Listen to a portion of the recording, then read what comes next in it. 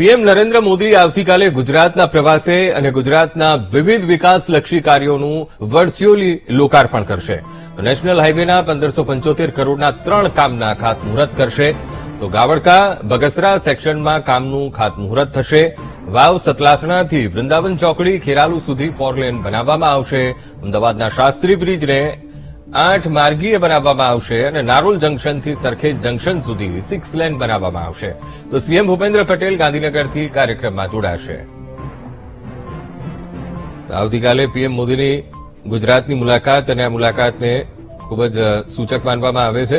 તો વિવિધ લોકાર્પણ તેમના હસ્તે કરવામાં આવશે.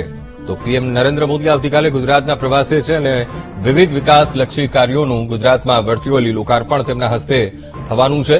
નેશનલ હાઇવેના 1575 કરોડના 3 કામના ખાતમુહૂર્ત થશે અને ગાવડકા બગસરા સેક્શનના કામનું પણ ખાતમુહૂર્ત કરવામાં આવશે.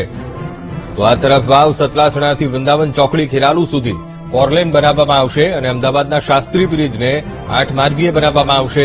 નારોલ જંકશનથી સરખેજ જંકશન સુધી 6 લેન બનાવવામાં આવશે અને સીએમ ભૂપેન્દ્ર પટેલ ગાંધીનગરથી આ કાર્યક્રમમાં ખાસ જોડાશે.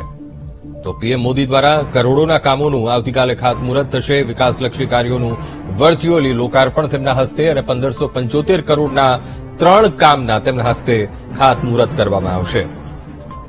તો આજ મુદ્દે સંવાદદાતા મેહુલ દેસાઈ ફોનલાઈન પર. મેહુલ, આવતીકાલનો ગુજરાતનો પ્રવાસ પીએમ મોદીનો અને વિવિધ વિકાસલક્ષી કાર્યોનું લોકાર્પણ.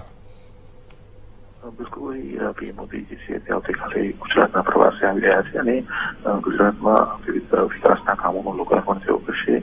સૌપ્રથમ ગાંધી આશ્રમ ખાતે જે કાર્યક્રમ થવાનો છે, ગાંધી આશ્રમના ડેવલપમેન્ટનો કાર્યક્રમ થવાનો છે તેમાં તેઓ ઉપસ્થિત રહેશે અને આ સિવાય પણ રાજ્યની અંદર અલગ અલગ. બિલકુલ મેહુલ, આભાર સમગ્ર માહિતી સાથે જોડાવા બદલ.